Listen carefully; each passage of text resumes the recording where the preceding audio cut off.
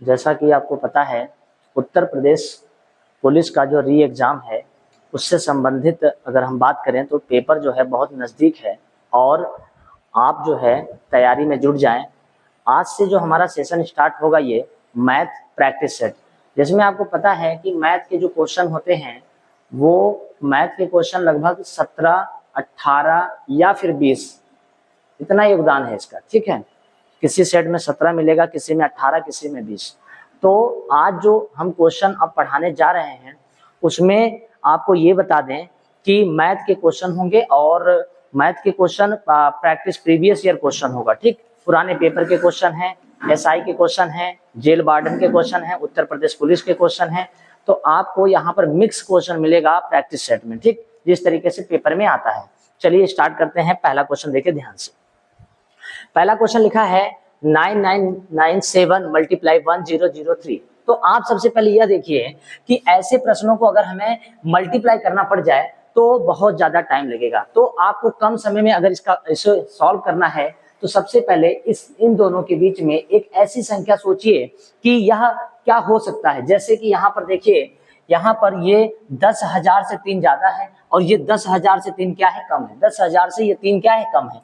तो मेरे भाई 10,000 हम ऐसे लिख लेंगे और 10,000 से ये 3 ज्यादा है तो अच्छी बात है, और ये 10,000 से 3 क्या है, कम है। तो इसका मतलब हमें क्या करना होगा कि अगर ये 3 ज्यादा है और अगर ये 3 कम है तो सिंपल कहानी करनी होगी, 10,000 का स्क्वायर करिए और 3 कम और 3 ज्यादा का 3 का स्क्वायर क्या हो जाएगा, 9।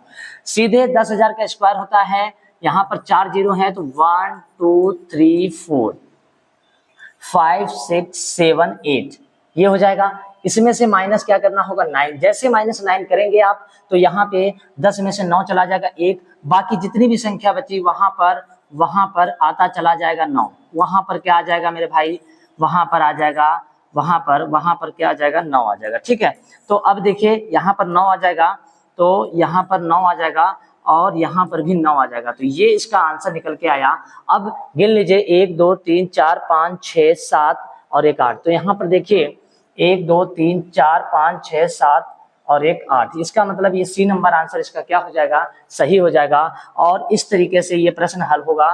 कभी भी ऐसा प्रश्न आए तो आप इस तरीके से करिएगा। जैसे मान लीजिए यहाँ पर लिखा है 97 मल्टीप्लाई 103। तो आपको ये समझ में आना चाहिए कि ये नजदीक है किसके, 100 के। 100 से ये कितना कम है, 3, और ये कितना ज्यादा है, 3। तो आपको क्या करना चाहिए, 100 का स्क्वायर करना चाहिए, 1 2 3 4 हो गया। और 3 का स्क्वायर कितना होता है, 3 का स्क्वायर मेरे भाई 9 होता है। तो इसमें से 9 माइनस कर दीजिए। जैसे 9 माइनस करेंगे 10 में से 9 चला जाएगा, यहाँ पर 1 आ जाएगा, यहाँ पर 1 आ जाएगा और यहाँ पर 1 9, यहाँ पर 1 9 और इसकी जगह पे 1 9, और ये इसका क्या हो जाएगा, आंसर। इस तरीके से इस प्रश्न को हमने सॉल्व किया कम समय में। आप ऐसे ही कर सकते हैं। आगे बढ़ते हैं अगले क्वेश्चन की ओर। देखिए क्या लिखा है, उस समांतर चतुर्भुज का क्षेत्रफल क्या होगा यदि उसके विकर्णों की लंबाई 12 और 14 सेंटीमीटर है। तो अगर हम आपसे बात करें समचतुर्भुज किसे कहते हैं, समचतुर्भुज किसे कहते हैं, तो सबसे पहले जिनकी सारी भुजाएं क्या हो, बराबर हो। सारी भुजाएं क्या हो, बराबर हो। जैसे हम एक बात करते हैं, देखिए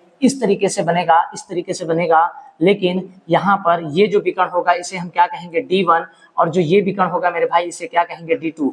तो कभी भी इसका क्षेत्रफल पूछे, इसका कभी भी क्या पूछे, क्षेत्रफल किसका, समचतुर्भुज का अगर कभी भी समचतुर्भुज का क्षेत्रफल पूछे तो आपको एक फार्मूला लगाना होगा। इसमें तो फार्मूला लगाना ही पड़ेगा, 1/2 D1 गुणे D2। D1 मीन्स क्या हो गया, D1 मतलब पहला विकर्ण और D2 मतलब दूसरा विकर्ण होता है। तो देखिए ध्यान से, सबसे पहले 1/2 लिखेंगे। D1 की जगह पर देखिए, D1 की जगह पर यहाँ पर क्या लिख देंगे, 12, और D2 की जगह पर यहाँ पर क्या लिख देंगे, 14। ऐसे लिखने के बाद इसको 2 से कट करेंगे, यहाँ पर 6 और यहाँ पर मल्टीप्लाई कर देंगे, आंसर आ जाएगा 6 चौको 24 और यहाँ पर आ गया 2, 6 कम 6 2 8, यानी कि यहाँ पर टोटल जो आंसर आया वो कितना आ गया, 84। ठीक है, 84। तो ये पूछ रहा था उस समचतुर्भुज का क्षेत्रफल क्या होगा, तो आंसर क्या निकल के आएगा, 84, 84 सही है। इसका मतलब इसका सही आंसर क्या निकल के आएगा, सी।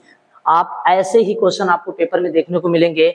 आगे देखते हैं अगला क्वेश्चन क्या है। आप लगाइए सबसे पहले इस क्वेश्चन को, कोशिश करिए कि ऐसे क्वेश्चन अगर आएंगे तो कैसे लगेगा। ठीक, सोचिए और इसको कम समय में यूनिट मेथड का प्रयोग करके लगाइए। लिखा है दो शहरों के बीच उड़ान का किराया 9:11 है, 9:11 के अनुपात में बढ़ गया है।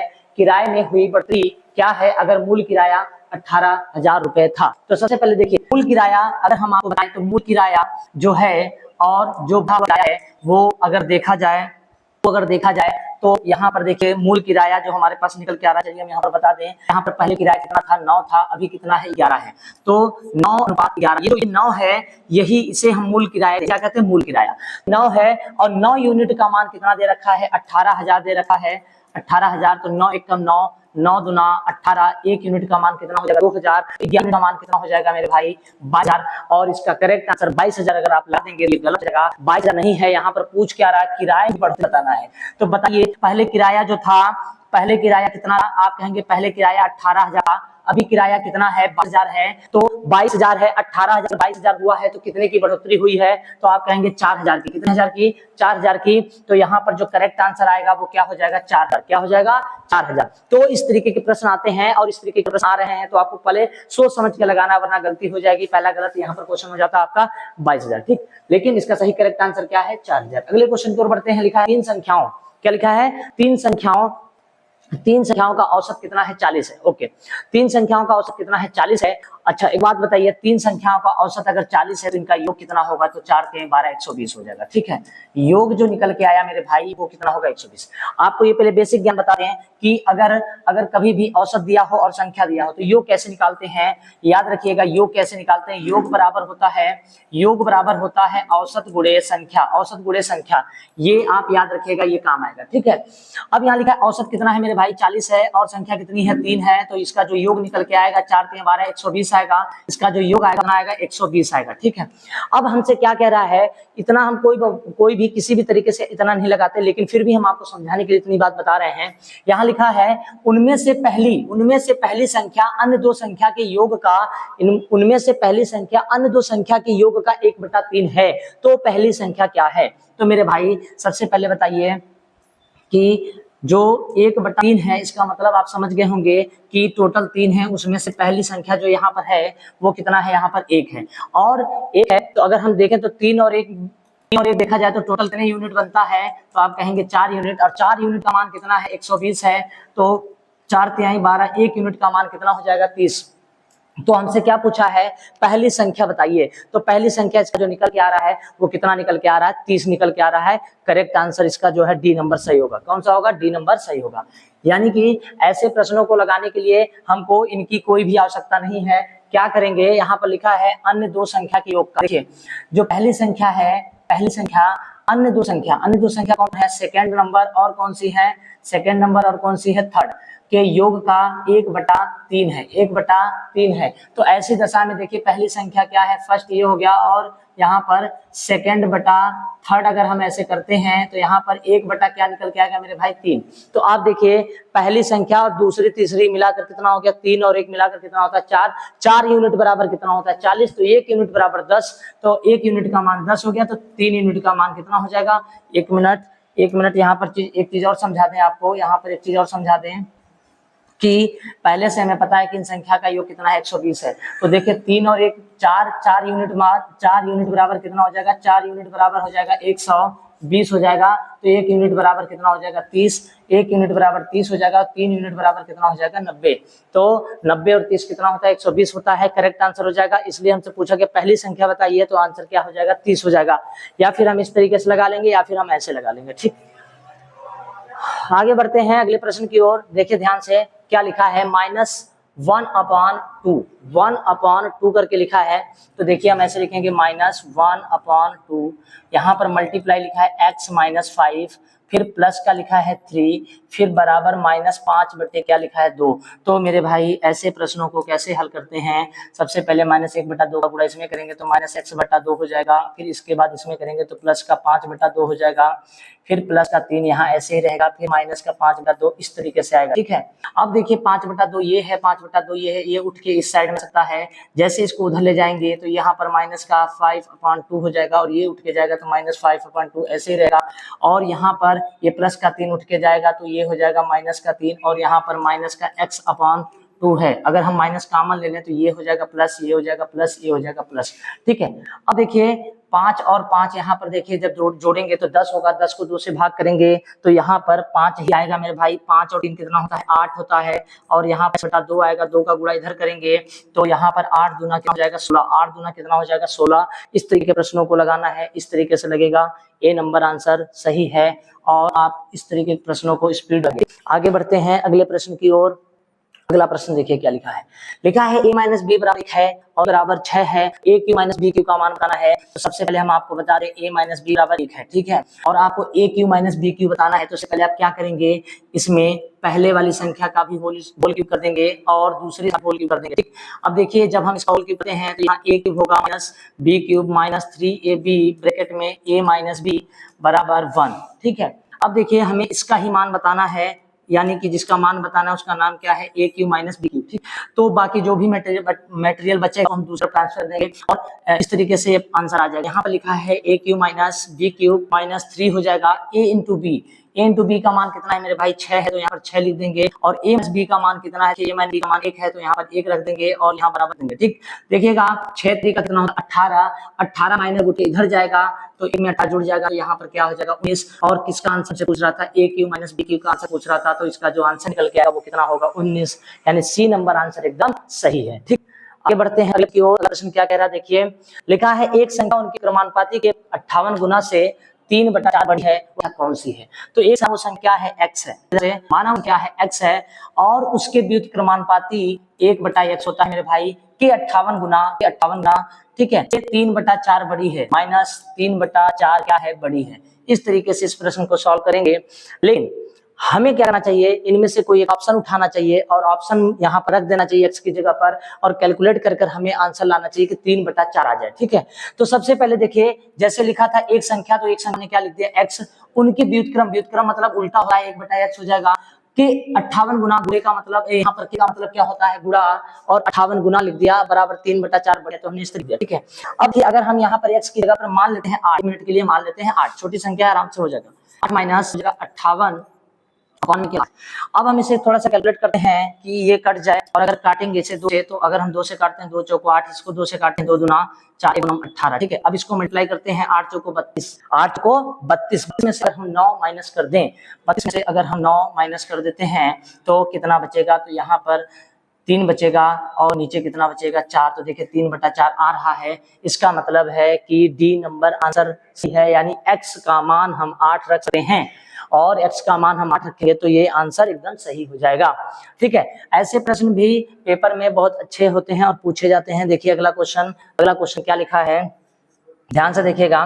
लिखा है यदि एक्स स्क्वायर, एक मिनट मेरे भाई, एक minute, x square plus 1/x² बराबर, यहाँ पर क्या लिखा है 2, तो हमसे कह रहा है x की घात 6 का मान बताओ, x की घात 6 का मान बताओ। तो हमें क्या करना चाहिए, सबसे पहले x स्क्वायर को इधर मल्टीप्लाई करना चाहिए, तो ये हो जाएगा x की घात 4 प्लस 1 बराबर, ये जब इधर मल्टीप्लाई करेंगे तो 2x² हो जाएगा, ठीक है।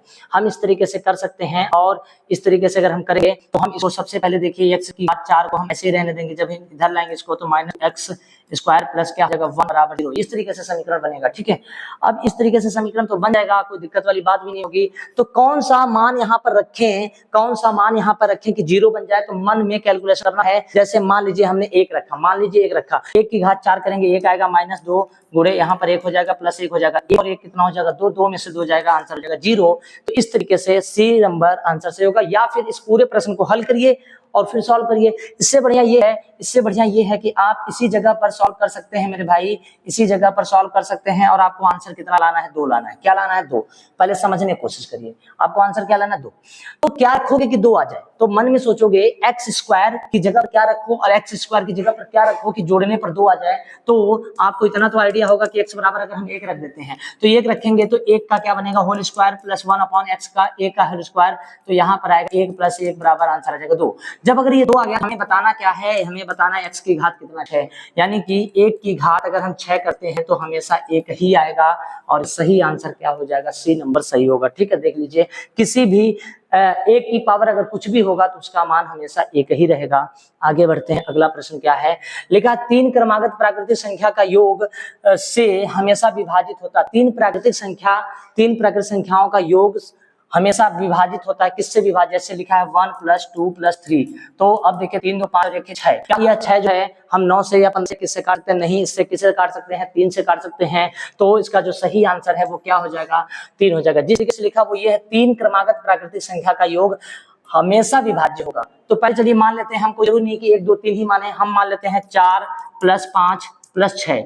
अब इसको देखिए 5 4 कितना होता है 9, और 9 6 कितना होता है 15। अब इस 15 को अगर हम 3 से काटेंगे तो कट जाएगा, सबसे छोटी संख्या, इसको भी हम 3 से काटेंगे तो कट जाएगा। यानी कि 3 क्रमागत कोई भी संख्या हो, 3 क्रमागत प्राकृतिक संख्या हो, उनका योग हमेशा किससे विभाज्य होगा, तो आप किससे बताएंगे, 3 से विभाज्य होगा। ठीक, आगे बढ़ते हैं अगले प्रश्न की ओर। लिखा है टेलीग्राफ का खंभा तूफान के कारण एक बिंदु से टूटता है और उसका शीर्ष धरातल को खंभे के आधार से 20 मीटर दूर धरातल से 30 डिग्री का कोण बनाते हुए स्पर्श करता है, खंभे की ऊंचाई बताना है। तो देखिएगा, सबसे पहले बताइए, देखिए ये है, ये मान लीजिए खंभा, और ये जब ये टूटेगा यहां से, तो टूट के ये कुछ ऐसे गिरेगा, ठीक है, ये यहां तक टूट के ऐसे गिरा, ठीक, ओके। और कितने डिग्री का कोण बना यहाँ पर, 30 डिग्री का, और कितने मीटर दूर बना, तो आप कहेंगे सर 20 मीटर दूर बना। हमने कहा ठीक है, और ये क्या है h, और ये क्या है x, ठीक है। हमें पूरी लंबाई निकालनी है इसकी। पहले तो हम आपको ये बता दें, इसे हम a कह सकते हैं, इसे हम b कह सकते हैं, इसे हम c कह सकते हैं। ध्यान से देखिएगा, सर्वप्रथम हम यहाँ पर tan थीटा लगाते हैं, ऐसे सवालों में याद रखिएगा। 30 डिग्री यहाँ है तो tan थीटा, tan 30 लगा सकते हैं। अगर हम tan 30 लगाते हैं, ओके, तो हमको सबसे पहले समझना होगा कि tan थीटा बराबर क्या होता है। तो आपको ये बता दें, LAL KKA, तो लंब बटे आधार होता है। तो लंब कितना है, यहाँ से है, और आधार कितना है मेरे भाई 20 है। तो tan 30 का मान होता है 1/√3 h 20। अब देखिए 20 का गुणा इधर करेंगे तो ये हो जाएगा 20, और h का इससे मल्टीप्लाई करेंगे तो ये हमेशा नीचे आएगा √3, और ये h हो जाएगा, ओके, ये क्या हो जाएगा, h हो जाएगा। अब आप बताइए, यहां तक की ऊंचाई हमने निकाल दिया 20√3, ओके। अब ये जो हिस्सा ऊपर से टूट के गिरा है, वो जो टूट के गिरेगा ऐसे, वो होगा तो यही, यानी A से O तक की लंबाई ही तो टूट के नीचे गिरेगा। तो अगर हम इसे कर्ण को निकाल लें तो ये वाली लंबाई आ जाएगी, ठीक। तो हम कर्ण कैसे निकालते हैं, तो आपको पता होगा आधार का स्क्वायर प्लस लंब का स्क्वायर। तो आधार होता है 20 का स्क्वायर, 20 का स्क्वायर कितना होता है 400, प्लस आधार लंब का स्क्वायर हो गया, 20 का स्क्वायर हो गया आपका 400, प्लस √3 का स्क्वायर 3 हो गया, ठीक है। अब इसका हम रूट निकाल देंगे, क्या निकाल देंगे, रूट। तो 400 तो ये है, और इसका जब हम 3 से मल्टीप्लाई करेंगे तो 4 चौको कितना हो जाएगा 1600, सॉरी 4 3 कितना हो जाएगा 1200, 1200 में 400 जोड़ेंगे 1600, 1600 का वर्गमूल कितना होता है, आप कहेंगे कि 1600 का वर्गमूल 40 होता है। कितना होता है 40। देखिएगा यहां पर आ जाएगा 40 और नीचे आ जाएगा √3, तो जो ये ऊंचाई निकल के ये लंबाई आएगी वो 40 रूट क्या हो जाएगी 3, 40√3। ये वाली लंबाई हो गई 20√3, ये वाली लंबाई हो गई 20√3, यही लंबाई टूट के ऊपर से नीचे गिरा होगा। तो यहाँ पे कुल अगर निकालना हो तो कुल लंबाई ऐसे निकालेंगे, दोनों को ऐड करिए, यानी कि 40√3 प्लस 20√3। अब ऐसे में 40 और कितना होता है 60√3। अब कभी भी अंडर संख्या नीचे नहीं लिखते, इसलिए यहाँ पर √3 से और यहाँ पर भी 3 से मल्टीप्लाई करेंगे। 3 3 का 9, 9 का वर्गमूल 3 होता है। 3 से अगर हम इसको कट कर देंगे तो ये 2 बार में कट जाएगा, इसका मतलब हो जाएगा 20√3 इसका सही आंसर आएगा। तो देखिए 20√3 इसका बी नंबर आंसर एकदम सही है, और यह प्रश्न आधार पर ही लगेगा, और यह बहुत बेहतरीन प्रश्न है। ठीक, आगे बढ़ते हैं अगले प्रश्न की ओर। देखिए क्या लिखा है, एक द्विअंकी संख्या के दोनों अंकों को परस्पर बदल दें, बाद में प्राप्त संख्या मूल संख्या से 18 कम है, तो संख्या के दोनों अंकों का योग कितना है 16 है, तो मूल संख्या क्या है। तो सर्वप्रथम ऐसे प्रश्नों को अगर हल करना है तो ऑप्शन मेथड का सहारा लीजिए। जैसे हमने लिया 97 कि माना दो अंकी संख्या क्या है 97 है। अब द्विअंकी संख्या के दोनों अंकों को परस्पर बदल दीजिए। अगर हम इसको बदल देते हैं तो ये हो जाएगा 79 हो जाएगा। अब ये देखिए क्या इसका अंतर कितने का हो रहा है, तो अंतर इसका हमने आपको एक शॉर्ट मेथड से बताया था चेक करने का। 9 और 7 का जो डिफरेंस होता है वो कितना है 2, तो 2 होता है तो 2 से मल्टीप्लाई करें, 9 दूना 18। अरे कहने का मतलब ये है कि 97 में से अगर हम 79 माइनस कर देंगे तो यहाँ पर कितना आएगा 18 आएगा। और यहाँ देखिए लिखा क्या है, परस्पर बदलने के बाद प्राप्त संख्या मूल संख्या से 18 क्या है कम है। तो जो प्राप्त संख्या ये जो है 97 है, इसको जब हम पलट दिए 79 बन गया, तो ये जो है पहले से 18 क्या हो गया कम। दूसरी बात ये है यहाँ पर लिखा है कि संख्या के अंकों का योग क्या होना चाहिए 16 होना चाहिए। तो देखिए 9 और 7 कितना होता है 16, 9 और 7 कितना होता है 16। तो इसका मतलब पहला नंबर ऑप्शन क्या हो जाएगा सही हो जाएगा। और ऐसे सवालों को ऑप्शन मेथड से ही लगाएं। अगले प्रश्न को लिखा है विश्रामों को छोड़कर एक बस की गति 64 किलोमीटर प्रति घंटा है और विश्रामों के सहित इसकी गति 48 है, यानी कि अगर कोई बस रुक रुक कर चले तो देखिए इसके लिए एक बहुत इंपॉर्टेंट है, बिना रुके माइनस रुक, एक मिनट, रुक कर, ध्यान दीजिएगा, अपॉन बिना रुके गुणे समय। तो इससे निकलता है प्रति घंटा बस कितने समय विश्राम की, प्रति घंटा कितने मिनट बस रुकी। ओके, अब देखिए बिना रुके अगर बस चले तो इसकी चाल क्या है 64, और रुक रुक कर चले तो इसकी चाल क्या है 48, और बिना रुके चाल कितना हो गया 64, और 1 घंटा प्रति घंटा लिखा तो 1 घंटे में कितने मिनट होता है 60।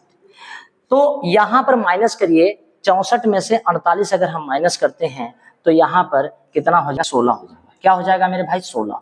तो अगर 16 हो जाएगा तो यहाँ देखिए 16 लिखेंगे और यहाँ पर क्या हो जाएगा 64, गुणे कितना हो गया 60, 16 चौक को 64 और 4 से इसको कट कर देंगे 15। 1 घंटे में बस कितने मिनट रुकती है, तो आंसर है 15 मिनट रुकती है। कितने मिनट रुकती है 15 मिनट रुकती है। इस तरीके का प्रश्न आएगा तो इस तरीके से पहले फार्मूला थोड़ा इसको याद कर लीजिएगा और फिर आगे बढ़ते हैं अगले प्रश्न की ओर।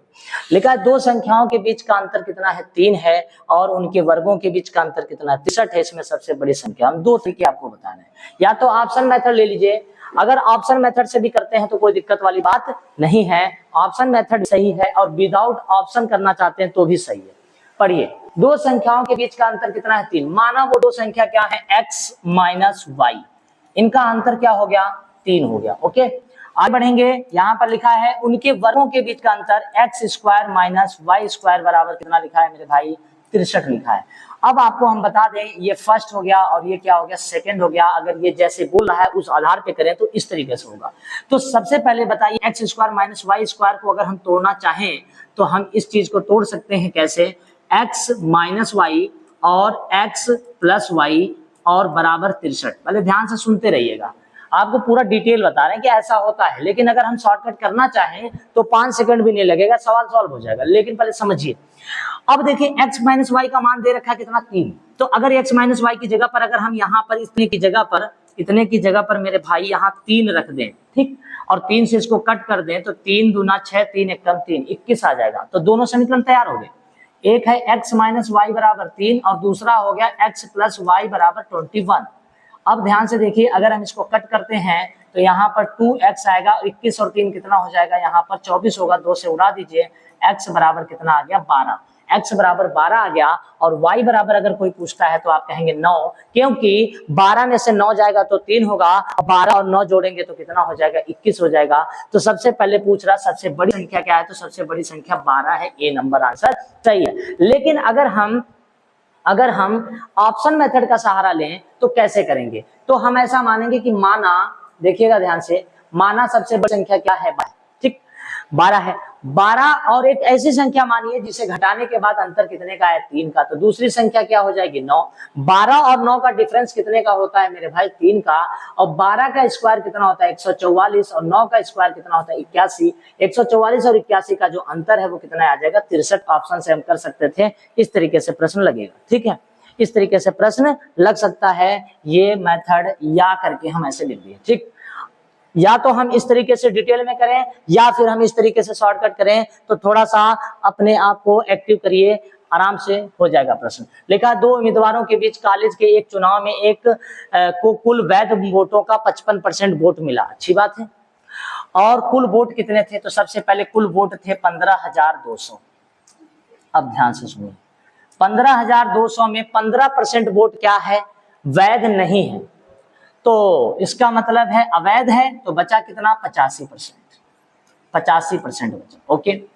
जितना वैध है उसमें दूसरे उम्मीदवार को कितना मिला? तो सबसे पहले हम आपको बता दें, पहले उम्मीदवार को मिला है 55%, तो दूसरे उम्मीदवार को मिलेगा कितने परसेंट? 45%। तो जो बचा वो ये है, और उसमें कितना मिलता है? 45% मिलता है। तो 45 बटा क्या कर देंगे? 100 कर देंगे भाई। और सबसे पहले इसको काटेंगे, 5 से इसको काट के देखते हैं, 5 से काटेंगे तो यहाँ पर कितना हो जाएगा? 17, और 5 से इसको काटेंगे 20, 5 से इसको काटेंगे 9, और इसको काट देंगे 5 से, तो 20, 2 जीरो कैंसिल हो जाएंगे। अब देखिए 2 दूना 4, 2 दूना क्या होता है? 4, 4 से इसको काटेंगे तो 4 में कितना होता है? 12, और यहाँ 3 4 बटे 32, ये हो गया 38, और 17 9 यहाँ पर मल्टीप्लाई करेंगे तो 38 गुणे 17 गुणे 9। अब सबसे पहले क्या करना है आपको? 9 का पहाड़ा 7 में पढ़ेंगे तो 9 सत्ते कितना होता है? 63, 63 का कितना होता है? 3, 3 का पहाड़ा 8 में पढ़ेंगे, 3 बटे 24, 24 का क्या होता है? 4। अब देखेंगे सबके लास्ट में 4 किसके पास है? तो आंसर है लास्ट में सबसे 4 किसके पास है? तो 58 14, ये आंसर हो गया। हमने कैलकुलेशन नहीं किया और इस तरीके से इसको हमने डायरेक्ट सॉल्व कर लिया, ये आंसर हो गया। फिर से समझ लीजिए, पूरे गांव में वोटों की संख्या थी 15,200, जिसमें से 15% वोट बेकार थे, तो बच्चे कितने? 85। जो बच गए उसमें दूसरे उम्मीदवार को कितना मिला? तो पहले उम्मीदवार को 55 मिला, तो दूसरे उम्मीदवार को 45 मिला। तो यहाँ पर 85 गुणे यहाँ क्या कर देंगे? 45 बटा 100 कैलकुलेट करेंगे, और ये इसका आंसर होगा। दूसरे उम्मीदवार को जो प्राप्त वोट हुआ है वो है 5,814। ठीक, अगले प्रश्न की ओर बढ़ते हैं।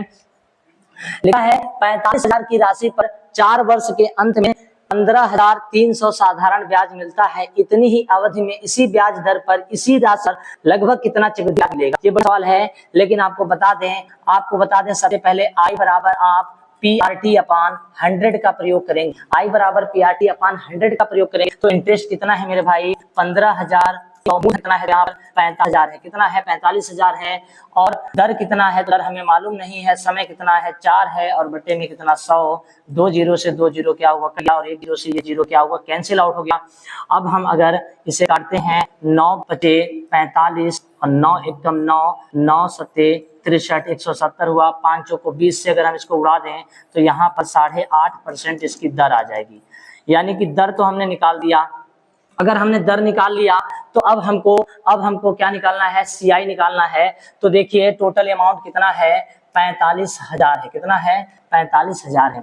अब 45,000 का अगर हमको 3-4 वर्ष का CI निकालना होगा तो हमारे पास 2 उपाय हैं। या तो 1 + 85 करके निकालें, 85 करके निकालें, या फिर हम इसको दूसरे मेथड से निकालें। जैसे 45,000 है और 45,000 का 8.5% पहले वर्ष में कितना हुआ, और फिर उसमें जो आएगा उसमें दूसरे वर्ष में कितना होगा, फिर तीसरे वर्ष में कितना होगा, फिर चौथे वर्ष में कितना होगा। हम इस तरीके से कर सकते हैं। एक उपाय ये है, ठीक है। जैसे अगर हम बात करते हैं 8.5% की दर की बात करते हैं, तो देखिए 8.5% कितना होता है? अगर हम पॉइंट हटा दें तो इसका फ्रैक्शन रूप देखिए, यहाँ से हो गया 17 और यहाँ से हो गया 5 गुना 10, 200 हो गया। 17 बटा 200 होता है। 17 बटा 200 होता है तो हमको कैलकुलेशन थोड़ा सा स्पीड में करना होगा, ठीक है। और कैलकुलेशन स्पीड में करके हमें ये सॉल्व करना पड़ेगा, तब जाके यहाँ पर 4 वर्ष का क्या निकल के आएगा? CI। ओके, एक तो ये तरीका है कि हम इस तरीके से करें, ठीक है, इस तरीके से करें, और इस तरीके से करेंगे तो यहाँ पर दर तो हमारा क्लियर हो गया है। अब हमको CI यानी चक्रवृद्धि ब्याज निकालना है। चक्रवृद्धि ब्याज निकालने के लिए हमारे पास तो एक फार्मूला है कि CI अगर हमको डायरेक्ट निकालना पड़ जाए तो देखिएगा यहाँ पर A = P1 + R/100 की पावर n कर देते हैं। एक तो ये हमारे पास कंसेप्ट है, इस तरीके से भी लगा सकते हैं।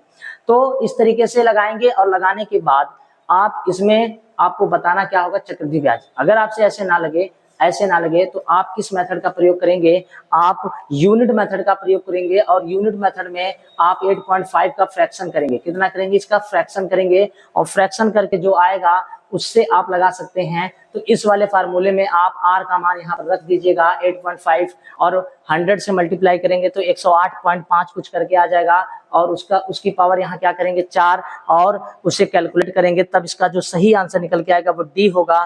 पहले आप इसे एक बार कोशिश करिएगा कि ये सवाल आपसे लग जाए। ठीक, हमने यहाँ तक हिंट दे दिया है, आपको यहाँ तक हिंट दे दिया है और इसके बाद ये आंसर आपको बताना है तो आप कमेंट में जरूर बताएं। ठीक, क्योंकि 4 वर्ष के लिए एक कंसेप्ट होता है और 5 सेकंड में इसका आंसर निकाला जा सकता है, लेकिन हमने आपको एक हिंट दिया है जो ये बेसिक है। आप बेसिक से अगर लगाएंगे तो ये वाला मेथड है और अगर आपको नहीं पता है तो 4 साल की जगह पे 6 साल का भी पूछ सकता है, तब आप फंस जाएंगे। अभी तो 4 साल का ही पूछा है।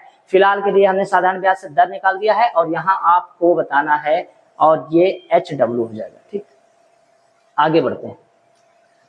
लिखा है ऐसी दो संख्याएं हैं कि पहली संख्या के दुगने और दूसरी संख्या के 3 गुने। ठीक है, कोई बात नहीं, ऐसी दो संख्या, माना पहली संख्या क्या है भाई, ध्यान से सुनो, पहली संख्या क्या है x, तो पहली संख्या के दुगने, ओके, और दूसरी संख्या क्या है y, दूसरी संख्या y, तो y का 3 गुना, y का 3 गुना का योग कितना है, योग कितना है 300। उत्तर प्रदेश पुलिस में इसी तरीके से प्रश्न बने हैं। लिखा है 300 है, फिर लिखा पहली संख्या x के 3 गुने प्लस दूसरी संख्या के दुगने का जो योग है, दूसरी संख्या के दुगने का जो योग है वो कितना है 265 है। अब ध्यान से देखिए, मन में इसको अगर कैलकुलेट करते हैं तो इस तरीके से करिए, 3 2 5, ये हो जाएगा 5x, 3 2 5, ये भी हो गया 5 बराबर, इनको जोड़ लीजिए 565। और मेरे भाई इसको यहीं से 5 एकम 5 से कट कर दीजिए, तो यहाँ काटेंगे तो 5 एकम 5 और 5 15, 113 आ जाएगा। 5 एकम 5, एक बचा 5 15। ठीक है, तो x प्लस वाई का मान कितना आ जाएगा, यहाँ पर हम कहीं साइड में नोट कर लेते हैं, x प्लस वाई का मान आ जाएगा 113। ठीक है, अब एक बार इसे माइनस कर दीजिए यहीं पर, तो 2 में से 3 घटाएंगे माइनस का x आ जाएगा, 3 में से 2 घटाएंगे प्लस का y आ जाएगा। ठीक, और 300 में 265 घटा देंगे अगर, तो यहाँ पर कितना आ जाएगा 35 आ जाएगा। और यहाँ पर लिखेंगे माइनस x प्लस वाई बराबर 35, क्या लिख देंगे 35। सबसे ज्यादा अगर पुलिस में सवाल ये सब आते हैं तो इसी तरीके के होते हैं, x से x क्या हो जाएगा, कैंसिल हो जाएगा, y कितना हो जाता है मेरे भाई, तो आंसर 2y हो जाता है। 135 और 13 जोड़ेंगे तो 145 और 3 148 हो गया, 148 हो जाएगा। और इसको हम अगर 2 से कट करते हैं तो यहाँ पर 74 आएगा। हमसे पूछा क्या था, इनमें से बड़ी संख्या क्या है, तो एक संख्या तो 74 आ गया यहाँ पर, एक संख्या क्या आ गया यहाँ पर 74। और हमसे क्या पूछा है, और कुछ पूछा ही नहीं है यहाँ पर 74। देखिए डी नंबर आंसर एकदम सही है, डी नंबर आंसर एकदम क्या हो जाएगा, सही हो जाएगा। इस तरीके से इस प्रश्न को हल करना है और इसमें ज्यादा टाइम नहीं लगेगा। अगर आप चाहते हैं कि इसको हम बैलेंस बराबर करके देखें तो यहाँ पर ऊपर 3 से गुणा कर दीजिएगा, नीचे 2 गुणा कर दीजिएंगे और सॉल्व करेंगे, आंसर आ जाएगा। ठीक है, हम वो भी मेथड आपको बता देते हैं। अगर वैसे करना चाहते हैं तो आप इस तरीके से करेंगे, ध्यान दीजिएगा। सबसे पहले आप क्या करेंगे, सबसे पहले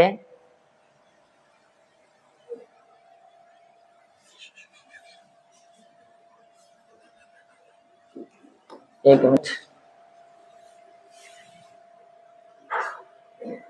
देखिए, प्रश्न वही है, ध्यान दीजिए। सबसे पहले आप क्या करेंगे, 2x लिखेंगे प्लस 3y लिखेंगे बराबर, यहाँ पर 300 लिख देंगे और फिर लिखेंगे 3x प्लस 2y बराबर 265 लिखेंगे। इसमें आप 2 से गुणा करेंगे, इसमें आप 3 से गुणा करेंगे और यही कैलकुलेशन करेंगे तो 3 दूना 6, ये दोनों क्या हो जाएगा, कैंसिल आउट हो जाएगा। फिर 3 से इसमें गुणा करेंगे 9 होगा और 2 से इसमें करेंगे 4, 9 में से 4 गया, क्या हो जाएगा 5y। ठीक, जब आप 3 से इसमें कर रहे होंगे तो यहाँ 3 3 का कितना हो जाएगा 900 और 2 से इसमें कर रहे होंगे तो यहाँ पर हो जाएगा 570, 65 हो गया। यहाँ पर 200 मल्टीप्लाई करेंगे 400 हो गया, 65 का करेंगे तो 130 हो गया, यानी 530 हो जाएगा। यहाँ पर कितना हो जाएगा 530 हो जाएगा।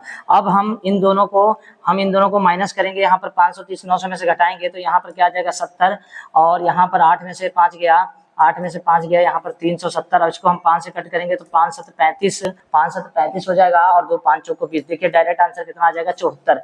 ये बैलेंस बराबर करने वाला ट्रिक है, आप इस तरीके से भी कर सकते हैं। अगले प्रश्न की ओर बढ़ते हैं। अगला प्रश्न क्या कह रहा है, लिखा 21 बाइंडर 1400 किताबों को 15 दिन में बाइंड कर सकते हैं, तो 800 किताबों को 20 दिन में बाइंड करने के लिए कितने बाइंडर की जरूरत होगी। ठीक है, कुछ नहीं करना है। ऐसे प्रश्नों में एक फार्मूला होता है M1D1 अपॉन W1, दूसरा होता है M2D2 अपॉन W2 होता है, ये कंसेप्ट है। अगर देखिए M1 का मतलब है कि यहाँ कितने बाइंडर हैं, तो आप कहेंगे 21 हैं, गुणे कितने दिनों में किए हैं, तो आप कहेंगे 15 दिनों में किए हैं, लेकिन क्या किए हैं, तो आप कहेंगे 1400 किताबों को बाइंड किए हैं, तो ये वर्क हो गया। बराबर का निशान लगाएंगे। M2 की जगह पर यहाँ पर लिखा है 800 किताबों को 20 दिन में बाइंड करना है, तो कितने बाइंडर चाहिए हमको, M2 पता नहीं है, लेकिन कितने दिन में करना है, 20 दिन में करना है, और कितनी किताबों का करना है, तो आप कहेंगे 800 किताबों का करना है। इन 2 जीरो से ये 2 जीरो क्या हो जाएगा, कैंसिल आउट हो जाएगा, और यहाँ से 7 से हम इसको कैंसिल कर सकते हैं, तो 7 दूना 14 और 7 तरीका 21 हो जाएगा। और इसी तरीके से अगर हम इसको कट करें, 2 से कट कर दें, 2 चौको 8 हो गया, 4 से कट करें, 4 पंचे 20 हो गया, 5 से इसको कट कर सकते हैं, 5 ते 15, 3 तरीका कितना हो जाए 9। M2 बराबर जो आंसर निकल के आया वो 9 आया, और बी नंबर आंसर एकदम सही है। ठीक, आगे बढ़ते हैं। अगला क्वेश्चन लिखा, प्रतीक ने 20% लाभ पर कार्तिक को एक म्यूजिक सिस्टम बेचा। माना म्यूजिक सिस्टम कितने का है, एक्स का है, समझिए म्यूजिक सिस्टम कितने का है, एक्स का है, और उसको 20% लाभ पर जब कोई बेचेगा तो 120 बटा क्या हो जाएगा, 100 हो जाएगा, करके इतना छोटा कर सकते हैं। उसके बाद कार्तिक ने क्या है, पर बेचा 40% पर, मतलब 140 बटा क्या हो जाएगा, 100। और फिर यदि स्वास्तिक ने इस म्यूजिक सिस्टम के लिए कितना पे कर दिया, तो पे कर दिया 1050 रुपए अदा किया, तो उसने प्रतीक ने इसलिए पे की थी। तो बात आप समझेंगे कि माना एक्स में खरीदा। ठीक है, अब इसको 7 से हम कट करेंगे, तो 7 दूना 14, और यहाँ 7 एकम 7, 7 पंचे 35 से कट गया। ठीक है, ध्यान से देखिए, 2 एकम 2 और 2 पंचे 10 हम ऐसे भी काट सकते हैं, और इसको अगर हम कट करना चाहें तो 2 से 2 छंग 12 और 2 पंचे 10 ऐसे काट देंगे। ठीक है, 6 से ये भी काट सकते हैं, 6 एकम 6, 6 दूना 12, 6 पंचे 20, 5 पंचे 25, 25 का गुणा अगर हम 25 से करेंगे तो यहाँ पर हो जाएगा 625, और पीछे एक जीरो चल रहा है, एक सेकंड, एक जीरो नहीं चल, 625 यहाँ पर है ऑप्शन में, 625 यहाँ पर ऑप्शन में है। ठीक है, 625 नहीं, ये 625, ये जीरो नहीं होना चाहिए यहाँ पर, तो यहाँ पर सी नंबर आंसर क्या हो जाएगा, सही हो जाएगा। और इस तरीके से ये प्रश्न पूछा जाता है। ठीक है, आगे बढ़ते हैं अगले प्रश्न की ओर। अगला प्रश्न क्या कह रहा है, देखिए लिखा है ए बी सी डी और ई एक निरंतर 5 विषम संख्या है, ए और सी का योग कितना है, 146 है, तो ई का मूल्य बताइए। कभी भी ऐसे सवालों को लगाने के लिए अगर हम कहें विषम संख्या 5 है, लेकिन औसत पता होना चाहिए, इसमें औसत पता ही नहीं है, तो आप सबसे पहले 5 विषम संख्या, पहली संख्या मानेंगे x, दूसरी संख्या मानेंगे x+2, तीसरी मानेंगे x+4, फिर मानेंगे x+6, फिर मानेंगे x+8। अब आप देखिए, ये हो गया पहली संख्या, ये दूसरी, ये तीसरी, ये चौथी और ये पांचवी, हमारे पास 5 होंगे। इसका नाम क्या है, ए, इसका नाम क्या है, बी, इसका नाम है सी, इसका नाम है डी, इसका नाम है ई। ओके, अब आप समझ गए A B C D E हमारे पास हैं। तो अगर A B C D E है, तो ये अगर ए है, अगर ये ए है, तो ये क्या है, बी है, और यह सी है। तो अब देखिए यहाँ क्या लिखा, ए और सी का योग कितना 146 है। ठीक है, तो ए और सी यहाँ पर चले जाइए और इसका लिख दीजिए 2x + हो गया 4 बराबर कितना हो गया 146। इसको हम ट्रांसफर करेंगे 4 को, तो यहाँ पर 2x बराबर यहाँ पर 142 आ जाएगा। 2 से हम अगर कट करते हैं, 2 7 14, 2 1 कम 2, x का मान जो निकल के आया मेरे भाई वो कितना 71। हमें किसका मान बताना है, हमें बताना ई का, और ई का मान देखिए कितना है, x+8 है, और x का मान 71 आया। 71 में अगर हम 8 जोड़ देते हैं तो आ जाएगा 79, यानी डी नंबर आंसर एकदम क्या हो जाएगा, इसका सही हो जाएगा। ठीक, आगे बढ़ते हैं अगले प्रश्न की ओर। लिखा है 5 पेंडल्स और 8 चेन, तो देखिएगा 5 पेंडल्स प्लस 8 चैन बराबर कितने रुपए में है, 14, 7, 8, 5 रुपए में है। तो हमसे कह रहा 15 पेंडल प्लस 24 चैन कितने रुपए का होगा। ओके, तो आप देखिए ये 5 का कितने गुना है, 3 गुना है, और ये भी 8 का कितने गुना है, तो ये जो भी संख्या है उसमें कितने से मल्टीप्लाई कर दें, अगर 3 से मल्टीप्लाई कर दें तो हमारा आंसर आराम से आ जाएगा। तो कर लेते हैं मल्टीप्लाई, 3 से करेंगे, 5 ते कितना हो जाएगा, 5 ते 15, 1 बचा 8 3 24 और 1 25 का 5, 2 हुआ, 7 3 21 22 23 का 3, और यहाँ पर क्या आया 2, 3 25 15 और 2 कितना हो गया 15, 2 17 बचा 1, और 1 मिनट, 3 चौको 12 और 1 13, समथिंग आंसर देखिए कुछ आ रहा होगा, 13 बचा 1, 3 1 3 1 4, कुछ 43 7933, एक बार से मल्टीप्लाई देख लीजिए, हो सकता है हो जाए। 5 15 का 5 बचा, 1 8 3 का 24 और 1 25 का 5 बचा 2 7 3 का 21 22 23 का 3 और यहाँ पर 2 5 15 16 5 15 16 17 यहाँ पर ये जो 9 है 9 नहीं होगा, यहाँ पर 7 जरूर होगा। ठीक है, तो ये जो आंसर इसका क्या आ रहा है वो आंसर है इसका 437,355।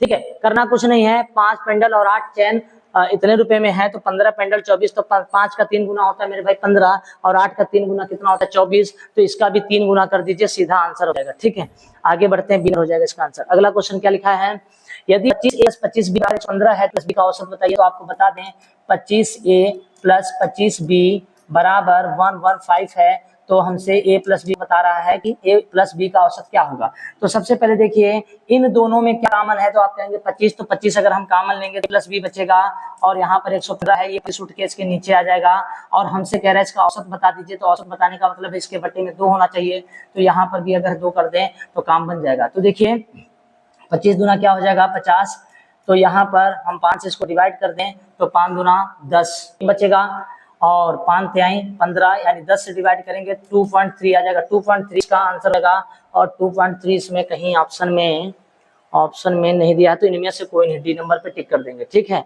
औसत निकालना होता है तो सभी संख्याओं को जोड़कर उसको 2 से क्या करते हैं भाग करते हैं, तो हमने 2 से भाग किया तो 25, ये 115/25 है, इसको 2 से भाग करेंगे यहाँ पर 50 हो जाएगा, 50 से मल्टीप्लाई यानी भाग कर देंगे 2.3 आ जाएगा। अगले प्रश्न, अच्छा अगला प्रश्न नहीं है, टोटल यहाँ पर देखिए इतने प्रश्न थे, ये प्रीवियस पेपर के क्वेश्चन हैं और महत्वपूर्ण क्वेश्चन हैं। ठीक, यहाँ तक में जो भी अगर इसमें आपको ना समझ में आए वो कमेंट जरूर करिएगा और ये महत्वपूर्ण है, इसे आप रिवीजन जरूर करिएगा, ये री एग्जाम के लिए आपके लिए प्लस पॉइंट हो जाएगा। इसी के साथ सेशन समाप्त करते हैं, जय हिंद।